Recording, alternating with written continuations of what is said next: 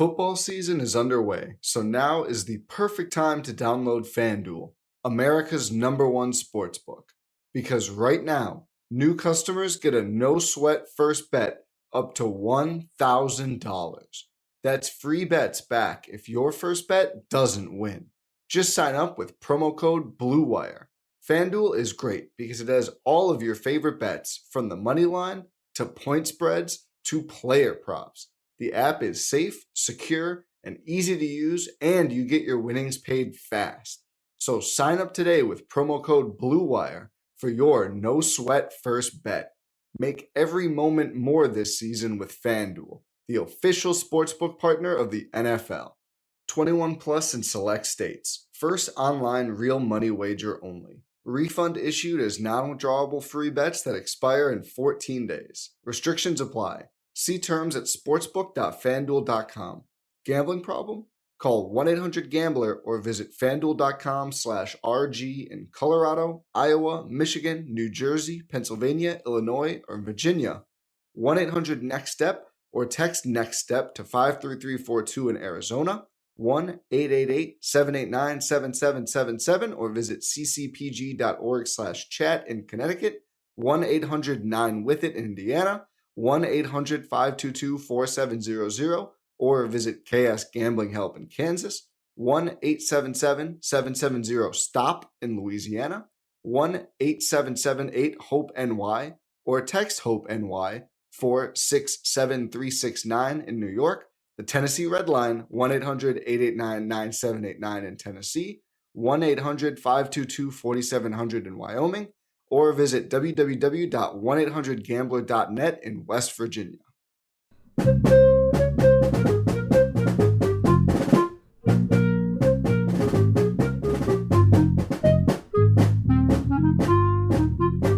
Hey everyone, welcome to The Final Four is Not on the Schedule. I'm your host Eric, alongside with expert analyst Rod. Thanks for joining us on the best MSU basketball podcast featuring an in-depth recruiting, game matchup, and post-game analysis. We dive deep to give you the best tools to enjoy the Spartans and impress your friends and family. Hey everybody, it's Eric alongside Rod, and we're here to talk about our pregame for Wisconsin. Before we begin, I'd like to thank a couple supporters of the show, Kirk Zimke, who sent us a one-time payment via PayPal. Put down appreciate great content. Thanks so much, Kirk. We've had a ton of fun putting out the new content and what we've been doing throughout the years. Also, another donation from Doug Kopp. Thanks again. And we appreciate that. And if you want to support the show, we really appreciate it. Obviously, you can go to tffinots.com/support. There you can make a monthly donation, Patreon, or you can go to that same site and donate through PayPal or Venmo. All right, so let's talk about the Wisconsin Badgers, who the last few episodes, Rod has pointed out that Michigan State is slowly turning into Wisconsin, at least from a profile standpoint. Well, I don't want to take it too far. I'm just saying the profile is more similar than I can ever recall, right, in terms of what these teams do well and what they don't do well. And those things are actually in many ways good for Michigan State. I think, we look at turnover percentage. We'll talk about that here in just a moment. So Michigan State is heading back on the road after, I think it was 6 straight home games, going to Madison on Tuesday to face the Badgers, who are, along with 4 other teams, tied for first place in the Big Ten. The Badgers are 11-3 on the season, 3-1 in the Big Ten after just coming off a defeat at Illinois on Saturday. They're number 54 in KenPom. In comparison, Michigan State is up to number 40 now. The Badgers are 98th on offense, but 26th on defense at KenPom. On offense, they do a couple things really well. They don't turn the ball over, which is sort of par for the course for them. They're 8th in turnover percentage. And they shoot the three-pointers really well at 37.3%, which is good for number 42 in the nation. But they're not a good offensive rebounding team, and they're sub 250 nationally in free throw attempts and 2-point percentage. So it's kind of a weird sort of offensive profile. Defensively, they're very good. They're good against the... So they're number 151 against twos and 106 against threes, but they're a very good defensive rebounding team and don't give up second chances. And then they don't foul a whole lot. And then they have, again, this season, excellent free throw shooting defense. Teams only shooting 65% against them. And just like last year, they are a team that seems to be pretty good in close games. They're winning a lot of those tight games. And, we kind of attribute some of it to luck, but there's obviously more than just that. They're in many ways kind of like last year's team. Yeah, they are. With one big exception, and I think it's going to prove to be a significant difference. You mentioned the close games, and they're doing well in that category again, but they got a long way to go. And looking at the way the Big Ten is this year, I saw Izzo give a post game line to Jimmy Jackson about how he thinks there's going to be a lot of these, a lot of games like yesterday was for Michigan State. And that's true for everybody. So they probably got a lot more close games coming. The big difference, obviously, is that they don't have Johnny Davis. Right. Yeah. And I think, that was a weapon that not only would be great for any team to have, but was very unusual for Wisconsin to have that kind of player, a guy who could go get his own shot, was really dynamic offensively. That's not typically what Wisconsin has. They're typically, a system team. We've seen it for 25 years now. Their bigs and their guards tend to invert a lot. So they have guards that are capable low post players at times. They have big men who can shoot the ball.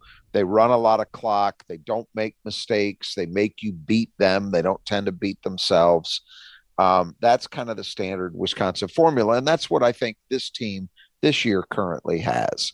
Last year, they had a bailout option in Johnny Davis. And with that gone, I suspect that we're going to start seeing some of these tight games maybe going the other direction. Maybe not. Maybe Greg Gard's figured something out that the rest of the world hasn't. But I don't, I think he's a good coach. I don't think he's that good. And we'll see. But it's a weird thing because for years and years, people were really, I'll admit, when Ken Palm first came on the scene, I partially didn't trust it without looking too deeply into what it was actually telling us, because Wisconsin tended to be ranked extremely high no matter what was happening on the floor. Now, we know under Bo Ryan, they never had awful seasons, but they had years that were better than others, and it didn't seem to matter.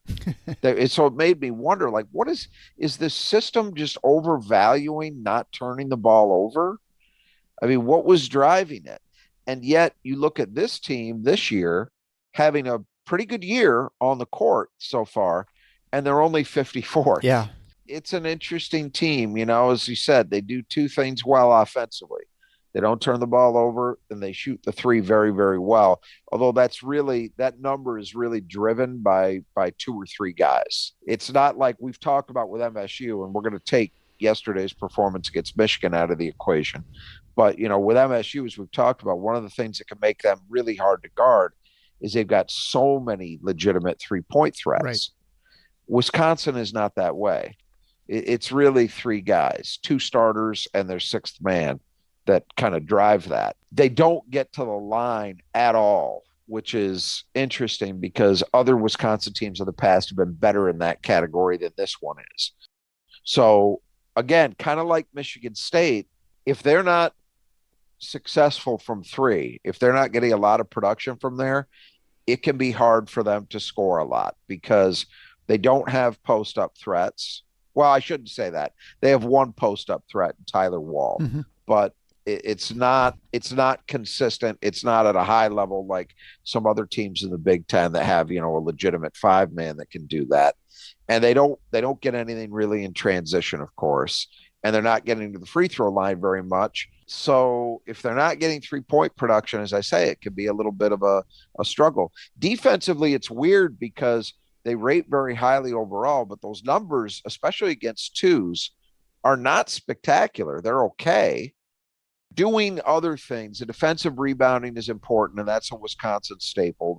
Second shots are hard to come by, and so that's a big deal in and of itself. And then obviously they do not foul people, which is also a Wisconsin staple. So the things that you expect them, a Wisconsin team, to be good at, they are. They're good at those things, and that's been enough to drive them. It is worth noting before we get into the player discussion, Tyler Wall hurt his ankle early-ish in the game against Minnesota, and then didn't play at all yesterday in their loss in Champaign against Illinois. So something to watch. I am assuming he's going to play just based on my reading of the tea leaves from the way Greg Gard put it. Greg Gard said he was improving, but wasn't ready to go yesterday. So I think it is a shortish turnaround, only 3 days between the games. So maybe MSU gets a break, and for the second year in a row, they don't see Tyler Wall in the game at Madison. If people remember, he didn't play in that game last year, and Malik Hall had a field day, and MSU ended up winning that one at Cole without Tyler Wall out there. But I'm even though he was in a boot yesterday, I'm not going to read too much into that. For the sake of this preview, we're going to assume that he plays. If he doesn't, suffice it to say, it's a big loss because he's their leading scorer and their second leading rebounder. So yeah, you wonder with the ankle, even if he does play, how much he plays and if he's as effective. There's that right? too. I mean, that's an unknowable. Right? Is he reduced in effectiveness if he sees the floor? Absolutely. What do you attribute Wisconsin? Before we talk to the players, what do you attribute Wisconsin's free throw defense? Right? I mean, this is like the second year in a row where teams don't shoot free throws well. I mean. Luck. Is it just pure luck, or is it they're just fouling the right people, or sure. Is that part of it? No, I don't buy into that. That would be remarkable if you were able to target the guys you're fouling that efficiently. No, I think it's pretty clearly luck. Good for them, but that's another thing that can turn around on a dime. Oh, sure. We just. Human nature is such, and this, that we tend to want to, our impulse is always to have cause and effect, an explanation for things. And sometimes there are things that just happen. Yes. And aren't controllable. This is one of those. Yes. In physics, we call it entropy, right? All right. So let's talk about the players for Wisconsin. We'll start with Chucky Hepburn. 6'2" sophomore from Omaha. He's averaging a little under 13 points a game on 41, 50, 71 shooting. And he's really become quite an offensive weapon for the team this season. He's also leading the team in assists with a better than 2-to-1 assist to turnover ratio, and also has about 2 steals a game. I have to admit, there was a lot of hype before last season, his freshman season, coming out of Madison around Chucky Hepburn. And he wasn't a super highly rated recruit. I'm not even sure. I don't think he was a top 100 guy. And if he was, it was just barely. So I was a little skeptical. And then last season, they started him because they really needed to. And I thought the first half of the season, he was very, very unimpressive. But I do have to admit, in the back half of the year, he started shooting the ball much better. Went from a liability in that area to, a semi-strength. I thought, okay, well, maybe he'll be all right, but I still wasn't fully bought in. I'm bought in now. He's done it long enough that, and his shooting has just continued to elevate. I mean, you said he's 50% from 3. That's not on a low volume either. I believe he's taking about 4.5 attempts per game, somewhere in that range. So this is a guy who is a legitimate threat. He does all the other Wisconsin, because of the offense they run, very rarely they don't require a true point guard the way, say, a Michigan State does. So you never tend to see Wisconsin guards in the upper echelons of the assist rankings in the league, because their offense doesn't function that way. So this team, for example, he leads it in assists, but it's only by 2 over their center, Stephen Kroll. Yeah. So that tells you a little bit about how it functions.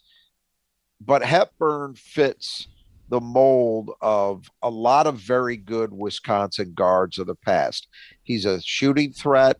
He doesn't make mistakes, and though he's not going to put up huge assist totals, he does do a good job moving the ball, finding people when the opportunities present themselves, and he's a solid defensive player. You know, there's nothing, you're not going to be wowed by him, certainly, as, a guy who steps on the court and he just has that it factor. It's not that, but he's just steady. I mean, I think about guys like Jimmy Jackson's kid, Jordan Taylor. I mean, there have been a ton of them. I can't even think of all the names. Brad Davison. There have been a lot of guys at Wisconsin who have played this way to one degree or another, and it does look like Hepburn is the next one in line as a sophomore. So the next guard is Max Klesmit, 6'3" junior transfer from Wofford, averaging 6.9 points a game on 43, 40, and 73 shooting. But obviously, if he only scores 7 points a game, he's not putting up a lot of threes. He's been a good addition for them. Again, you never know how the guy from mid-major works, how it plays out when they transfer up. He's figured in pretty well for them, but mostly for the defensive presence he brings. He has been an effective shooter. He just doesn't take a lot of them. And the next is Jordan Davis, twin brother for Johnny Davis, who graduated, went to the NBA last season. He's 6'5", junior wing, averages 7.1 points a game on 43, 34, and 58 shooting, pulling down 4.3 rebounds a game. He's not obviously a dynamic player that his brother was, but he's certainly emerged as a much better player and improved from what he was the first 2 years. Yeah, and he showed glimpses of this, but the natural comparison, because they're the same age, and to have two sets of twins like this at the same time is unusual in the league. Yeah. The natural comparison for me, at least, is to compare them with the Murray twins at Iowa. And I think in terms of their collegiate careers, the comparison between the better brothers, between Kenyon and Keegan and Johnny Davis, was pretty close. They were both first team All Big Ten guys last year. The comparison starts to fall apart a little bit now that we've gotten to the second of the twins, because Chris Murray's having a great year statistically at Iowa, has really elevated his game, whereas in this case, it's not quite that level of production. Yeah. But the fact that he's able to be an effective starter is still a pretty good deal. So I don't mean to bag on him. I just think he's obviously not at the level that his brother was, and it looks like probably won't be ever that kind of scorer. Do you know if he's a mirror twin? Did you? I mean, I didn't realize that until this season that the Murray twins were identical twins. So Chris is a lefty, and Keegan was a righty. I did not. Are know Johnny that. and Jordan that way? I don't know. Yeah. I don't know. That's an interesting. That's interesting. No, I had not heard that, actually. Yeah. Well, it's funny because I would watch them play in Iowa last season. I'm like it, and then I pick up at the fact that their shot looked different, but I just didn't. It didn't. Because they looked they looked identical, right? So you kind of forget who's who when they're shooting. I just didn't pick up the fact that one's a lefty and one's a righty, which apparently happens with identical twins. Sometimes you have a mirror twin, where one is lefty and one's righty. See, listeners, you learned something, not just basketball. We'll go on to the next one we talked about before, Tyler Wall, 6'7" senior. He missed, most of the Minnesota game that ended up being a very tight, only 3-point win for Wisconsin. And then, of course, the loss at Illinois. He leads the team in scoring at 13.2 points a game, shoots 42, 21, and 67, second in rebounding at 6.4 a game. And he's the one who's tough guy to cover. He's very clever in getting angles and things like that, scoring inside. The standard issue was, he's a Wisconsin player, right? Yeah, Wisconsin's got a guy who does a lot of the things Tyler Wall does pretty much all the time. And it's often somebody with his profile. I can't remember for sure. I'd have to look back at it. I want to say he came there as a preferred walk-on, but if not, if he was a full scholarship guy right away, he was not a heavily recruited player. And it's just you lose track of how many times they've done this kind of thing. It's it's a credit. Look, it's a credit to the program. Bo Ryan built, and Greg Gard has continued without a ton of changes. It really is. You don't keep producing this year after year after year without it reflecting positively on the guys running the program. And I think at this, Greg Gard's had kind of a bumpier ride, certainly. Mm-hmm. He hasn't had the highs that Bo Ryan had. Although, to be fair, it took Bo Ryan quite a while to get, to even get to a Final Four. He eventually got to two of them, but it took him years to get there. But Greg Gard's had a bumpier ride, to be sure, with, players leaving the program and, guys pot shotting him on the way out the door. There was that a year or so ago, which is weird because he doesn't seem to me to be a guy that would be a boat rocker at all. But in any event, you got to give him credit. Wall's a guy who's fit that mold to a T. He's just developed, got better and better every year. If they're missing him, that's a big blow because they've got guys who physically can fill that role, but they don't have guys who can do what he does. And what he does is very, very important at both ends. He's also a very good, very versatile defender, too, on top of the statistics that you mentioned. The only thing he hasn't been able to do, and it's what prevents him, I think, from being like a first-team All-Big Ten guy, is he's never been able to really dial in the deep shot.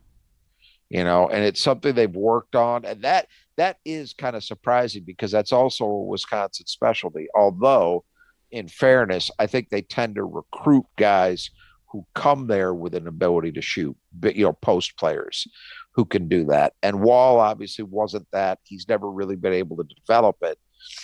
So in some ways, he's kind of like a, you can think of him a little bit as a junior varsity sized Ethan Happ, to use a recent example, where Ethan Happ was just a tremendous player, but the one thing that limited him is he couldn't stretch the floor. And when Wisconsin's at their best, typically, they might have all five guys that can force you to guard them on the arc, and you don't have to do that with Wall. He's the one guy in the starting lineup you just don't worry about. But it'll be interesting to see if he plays, and if he does, how effective he is or isn't, because he's a big, big part of what they do, no question. Yeah, you were just talking earlier about Bennett and Gard and Bo Ryan, and I think it's a little bit of a preview of what happens when Izzo leaves. You have a guy who follows.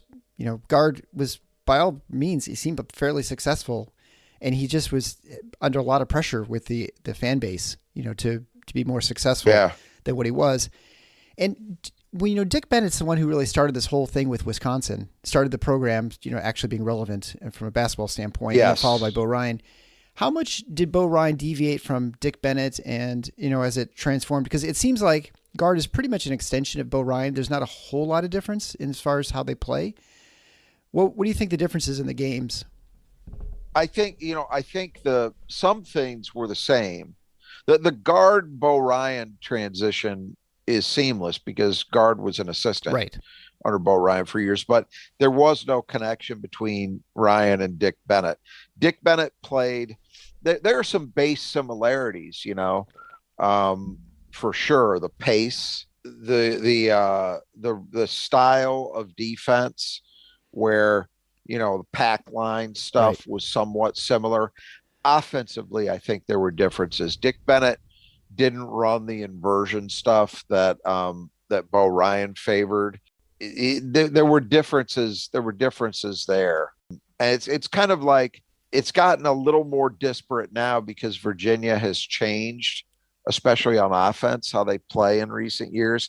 But for a long time, if you think about the Virginia of 7, 8, 9 years ago, when Tony Bennett was first having success there, it looked a lot like Dick Bennett, Wisconsin, just with a little better talent. Mm-hmm. But I can understand why people might make the comparison, because the defensive emphasis and the pace of play was always similar.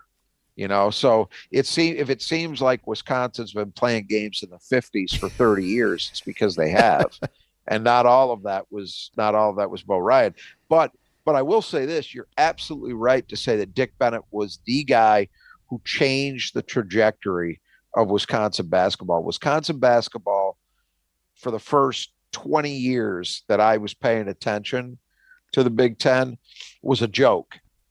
They were right there, just a shade better than Northwestern. Right. Yeah. Typically, it was you could pencil in any year Wisconsin 9, Northwestern 10 in the standings, and you'd have a good shot at being right. That's what it was like. And there was no consistency, no direction. They had a brief period of a couple of years where Stan Van Gundy was coaching them, and he brought in some higher level talent. I'll use the words brought in advisedly. You can fill in the blanks on that. Didn't really work.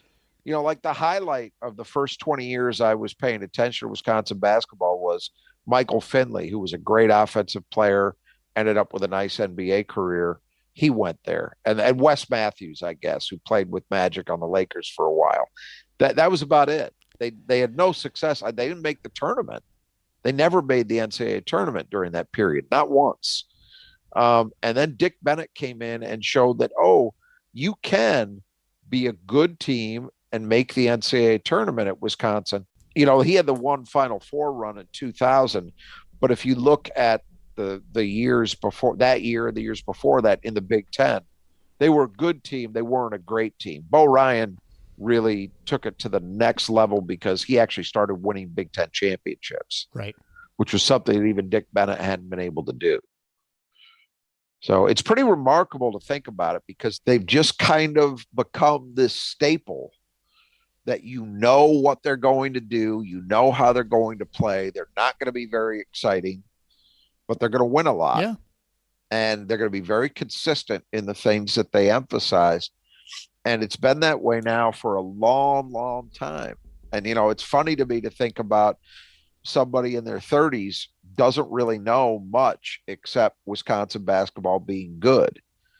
And it's not that way for you and I. I remember Wisconsin basketball being god awful. Yeah. Well, and football too. Same thing. I mean, the ascendancy of their programs are about the same time. Story. Yeah. But Barry, a little before football was at the leading edge, but Barry Alvarez shows up there in the early 90s. And again, it was the same thing in football. You could usually pencil in Wisconsin 9th, Northwestern 10th, yep, year after year after year, and have a good chance of being right.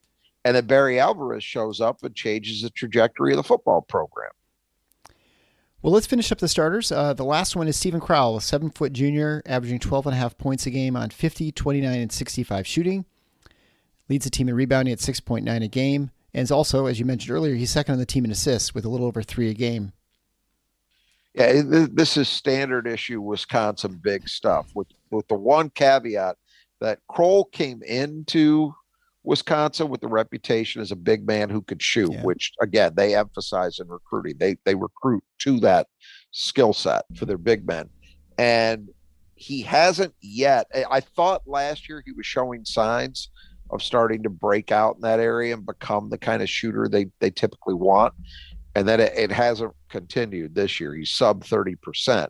So he's a guy he's right at that edge where you don't necessarily want to let him shoot wide open shots, but you're also not going into the game terrified of what he's going to do from out there, unless it's just an outlier kind of game. But he's evolved into a nice player. He can do some things in the post a little bit, passes the ball very well, decent rebounder, gives him a physical presence around the rim. Not a big shot blocker, but just a big body there. So, again, standard issue Wisconsin. They always seem to have a guy like this. So then we'll talk about the reserves. First will be Connor Essegian, 6'4" freshman from Indiana, averaging 10.1 points a game and 22 minutes a game. And he's the other one you're talking about who shoots really well. He shoots 44, 44, and 96. Yeah, it looks to me like, and Wisconsin doesn't typically get guys out of Indiana. So that's a little unusual for them, but boy, it looks to me like they got a steal. This is another guy, wasn't heavily recruited. I don't even think either of the in-state schools offered him. The Big Ten schools, that is, in Indiana. Wisconsin gets him, and as a freshman, he's averaging double digits and he's shooting the lights out. As they find these guys, and when you do it over and over and over, you can't write it off. It's not an accident. Yeah, that's somehow the program, right? Their evaluation system is better than other places. I mean, right? Yeah, for what they want, it definitely is. They can historically. Bo Ryan did it. Greg Gard does it. It's not a surprise because Greg Gard was his lead assistant during that period. So Greg Gard's been doing this for 20 some years. He has a very good idea of what he wants and what's going to work well in his system. And this is just the latest example. So next is Carter Gilmore. He's a 6'7" junior.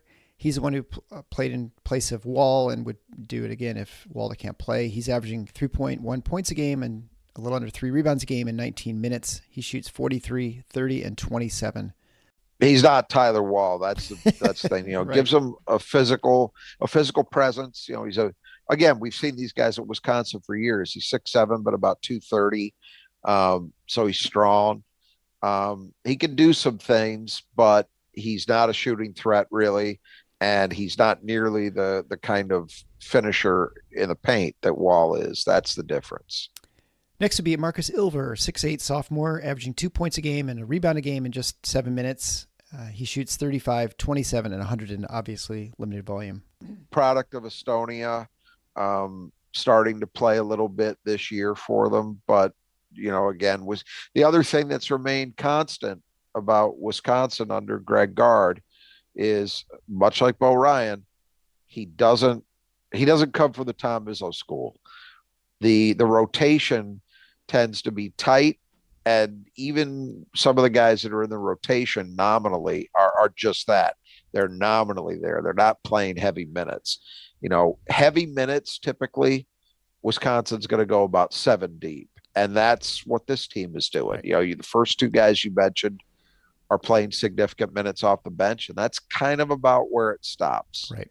And so the next one, to your point, is Isaac Lindsay, averaging only 5.5 minutes a game, 6'5", sophomore, played 11 games this season, averaging 1.5 points on 38, 33, and 50 shooting. Yeah, and that, again, these are guys we're talking about now that don't necessarily play in every game even.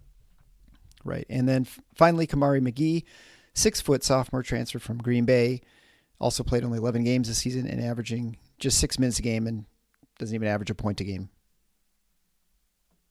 Same story, transfer up. He played his freshman year at Green Bay and made the Horizon League all freshman team, but the jump up in competition can be significant. And because Hepburn is playing so well, they don't want that guy off the floor very much. No, absolutely not. All right, we're going to break for just a moment, and then return with the 5 keys to the game.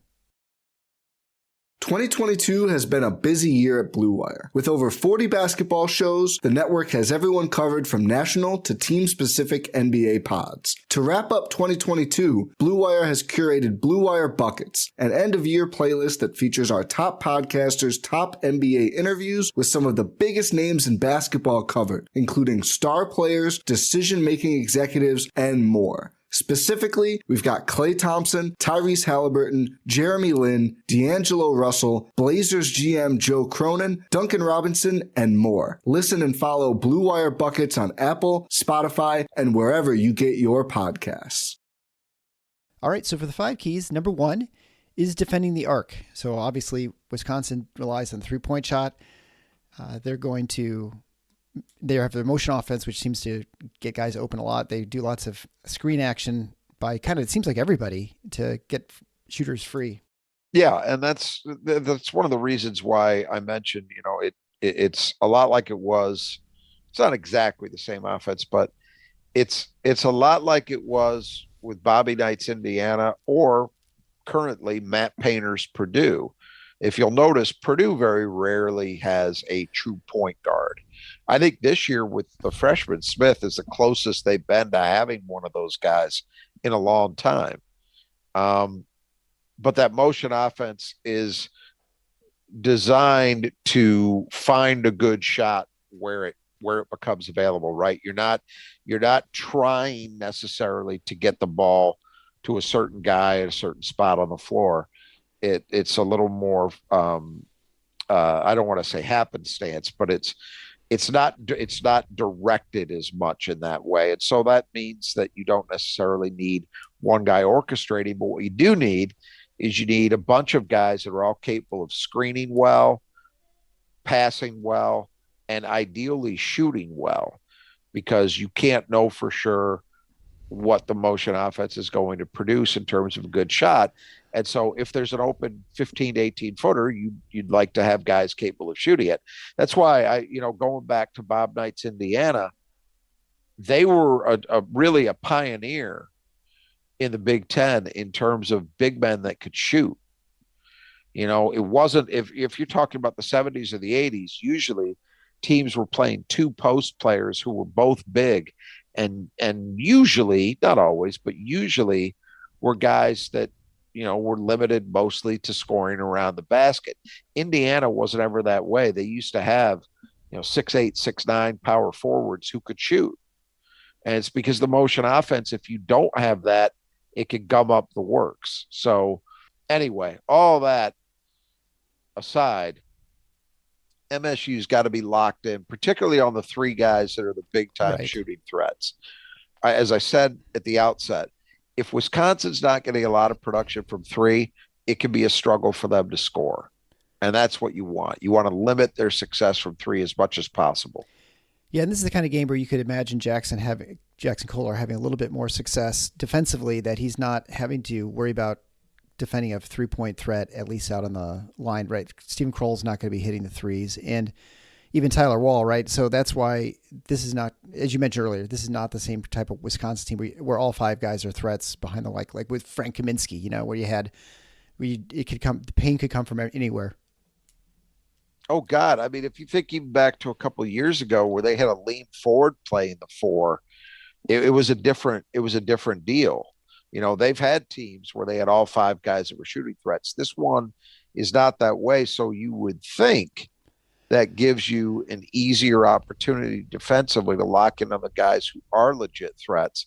But, that's easy to say. Yeah, they also run their stuff pretty well, and they'll find ways to get those guys shots, even if you're focused on them. Exactly. All right, and so since these are mirror image teams in many ways, their profile, the number 2 key to the game is for Michigan State to hit their threes. And so, did not shoot the three real well against Michigan. Well, actually really poorly compared to what usually they do. And even the game before against Nebraska was an okay effort. So, get back to hitting wide open threes and things like that, which they probably won't have like they did against Michigan. Yeah, they basically had, both games, Nebraska and Michigan, reasonably good first halves. Even yesterday it's Michigan. I think they were 4 for 11 at the half. Yeah. From three. And then the second halves, they struggled. The good news is, especially again in the Michigan game, they were generating a ton of open looks. I mean, the offense getting guys shots, good shots, has not been a problem. It was just knocking them down. So the same thing I just said about Wisconsin holds true for Michigan State, though. If this Michigan State team is not productive from three, it can be hard for them to score a lot. So on the MSU side, what you're hoping for is that you're going to continue to generate those good looks and that they go down with a little more frequency. Right. And the number 3 key to the game, turnovers. Michigan State, despite having double-digit turnovers against Michigan, is still a top 50 turnover percent team. But, Badgers are even better. They're top 10. And so, right. Can you keep that close? And you're not probably going to turn Wisconsin over much, but can you limit at least the dumb mistakes that you've had in the past? I think that the likelihood, Wisconsin, as we've said, does two things really well offensively. I don't think you're likely to be able to get them into a higher turnover game. So the one thing you hope you can control is the 3-point element, right? Yep. In this phase of the game, it's unusual in that we usually look at an MSU Wisconsin game and we say, okay, there's going to be a gap in turnovers. MSU's got to produce a similar or better gap on the boards in order to have a shot to win. That's not the case here. It's neither team rebounds well. Both teams are pretty good at avoiding mistakes. So I think it means here what you're looking for is something similar to yesterday. MSU had 12 turnovers, Michigan had 10.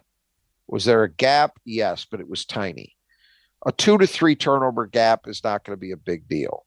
If it's 5 or 6, 6 or 7, 7 or 8, that's a bigger deal. I think as an MSU fan, at least this is the way I think about it. I love the fact that they've been able to do that this year because especially with the way they haven't rebounded, they've needed to make up for that. But I never quite trust it. Yeah. I Track record. keep waiting for oh God, here's 5 turnovers in a row. You keep waiting for it. And so I'm cautious in terms of just expecting it. A Wisconsin fan can go at every game and say, hey, I expect that we're going to have single digit turnovers, like 10 at the most, because they've done it for years and years and years. You just said it, track record, right? But Michigan State needs to hold their mistakes down here, because if you start getting into an area where Wisconsin has got a significant advantage in terms of scoring opportunities, it's going to be very tough to win. Right. Well, and you definitely felt that in the Michigan game, that there were like 5 turnovers for Michigan State. I want to say the first 6-7 minutes, it seemed like there were a ton early. Yep. And unfortunately, Michigan had a bunch too. So. Yep. And then MSU was able, as Michigan did also, to clean it up. I mean, the second half, both teams was much, much cleaner. Yeah, except their shooting. So. Cleaner in turnovers. Yeah.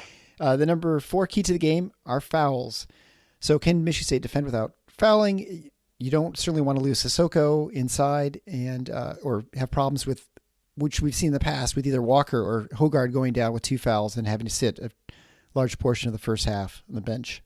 Yeah, but again, another similarity with these teams, and it's another way in which this Michigan State team is very unusual. Michigan State teams typically foul a lot. That's part of it goes with the territory in terms of being an aggressive and physical defense over the years, that they tend to foul a lot. This team isn't. They're not, believe it or not. I know anecdotally it might seem that you focus as an MSU fan on how many fouls get called and how many free throws the other team is shooting, but honestly, the statistics tell the story. This is a pretty good team in terms of avoiding fouls. So is Wisconsin. It's just Wisconsin historically, that's how they're built. They don't foul much. MSU, this is a difference. You don't want to have a big disparity there. And the reason I bring it up as a major issue for MSU is they're on the road. So you expect that you're not going to get as kind a whistle. And so you have to hope that you can guard effectively without getting handsy, without reaching, all that stuff. Well, the heckler behind me certainly disagrees with you that Michigan State is not fouling as much this season. So, well, he's wrong, because the stats are there. And again, it's another way. I keep bringing out this MSU this year is Wisconsin thing, and I don't want to believe it. Nobody wants to believe it, but the numbers, you just go down the line, the things they're doing well, the things they're not doing well, and man, it checks in. The 5th and final key is focus. Wisconsin uses a full shot clock. They play at a slow pace. They just run that continuous motion offense. Can you stay focused and stay locked in for the full 30 seconds of the shot clock? I think that's always the biggest part of the test against a Wisconsin team is they're going at both ends. They're going to force you to stay focused for the full 30 seconds. Offensively, they're not looking for quick shots. So they're going to keep moving the ball until they get a matchup they like, or you break down defensively. And it's the old thing about, you can play great defense for 25 seconds and then you take that 5-second vacation and you pay for it against this team, because this team, again, they won't beat themselves and they will force you to stay concentrated. At the other end, they tend to play good enough, sound enough defense that they're often going to force you into using a lot of your clock. So can you stay focused enough to not make mistakes, to keep grinding, keep running your stuff, and be able to hit some shots in late clock situations? Those are the ways that they really test you mentally as much as anything else. So we'll see. Again, this Michigan State team is the slowest paced Michigan State team in forever.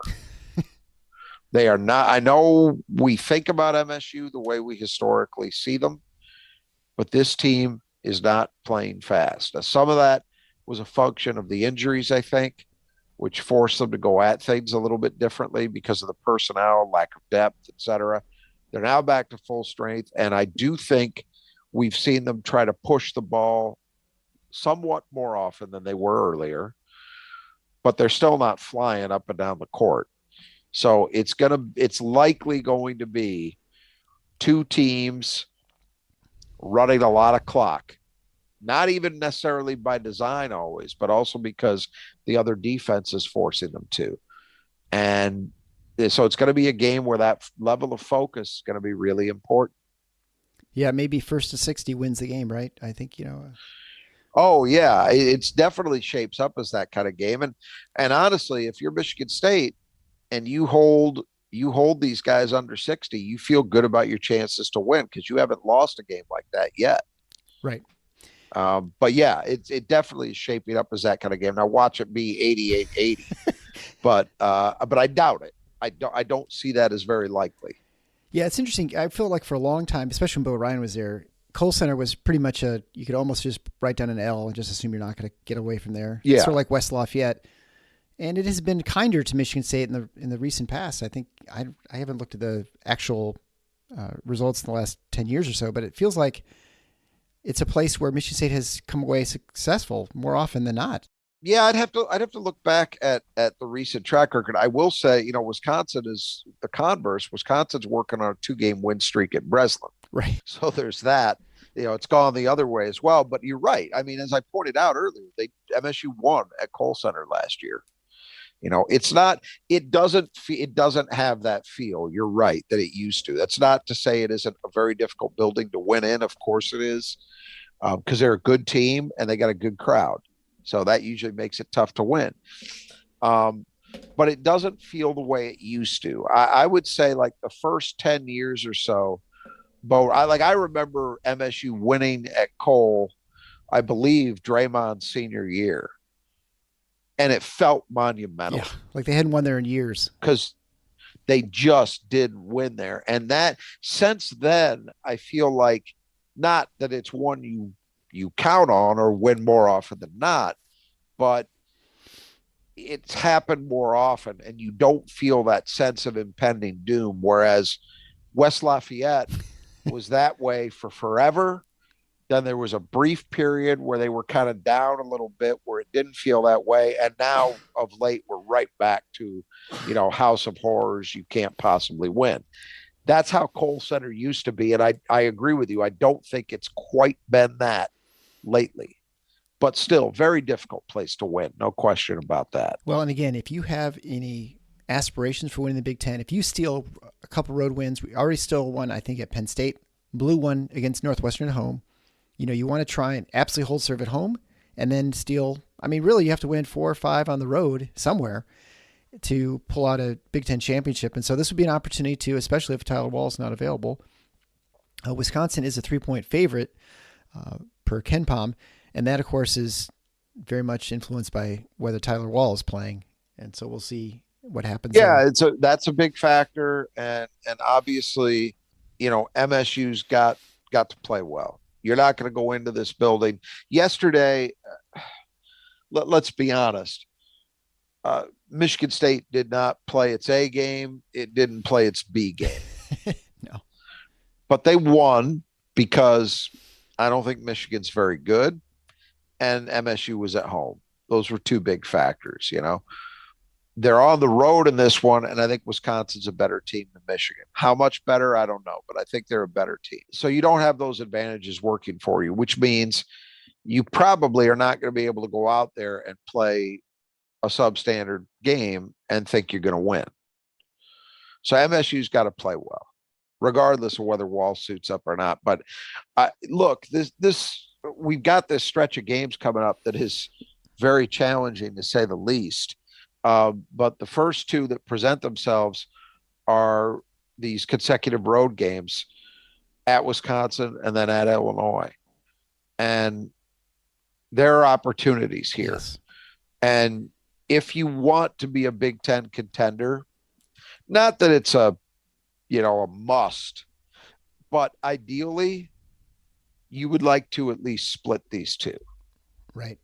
If you're going to be a contender, you'd like to find a way to win one of them. And if you lose the other, okay, not the end of the world because you got one. That would be a big deal to have, two of your first three on the road in the win column in this league. That's not an easy thing to do. So I agree. I think there's an opportunity here, but these teams just up and down the league right now, these teams are so evenly matched when you look at the totality of it. Add up all the strengths and weaknesses, not a lot of advantages. The tough thing about this game, I would say, is Michigan State goes into pretty much any Big Ten game, and I think they have an edge in the backcourt. This one is about as close as we're going to find to a situation where I might be inclined to call it closer to even. I still think MSU has an edge, but it's not as decisive as it was, say, against Michigan. Because Hepburn has really elevated his play. The one thing is they're a young group. You've got a sophomore, a junior transfer, and a freshman are their top three guards. And MSU has an experience advantage, but Wisconsin's guards are also the strength of their team, in my opinion. And so that's gonna also be a challenge for MSU. Can they carve out a real edge at those couple of spots? Yeah, well, we'll see. And we'll be back with the post-game analysis after the game on Tuesday. So until next time, the Final Four is on the schedule. Go Green.